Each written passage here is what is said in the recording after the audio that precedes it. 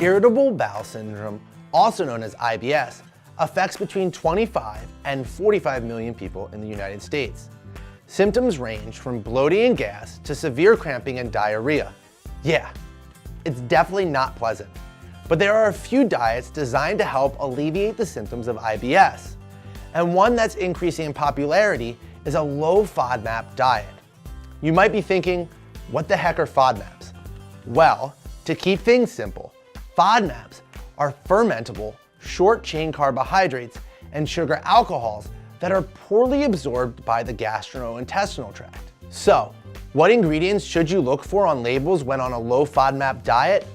Essentially, there are 5 groups to watch for. Fructose, which is a sugar found in most fruits and vegetables. Lactose, a sugar found in most dairy products. Fructans, which are similar to fructose and found in vegetables and grains. Galactans, which are found in legumes.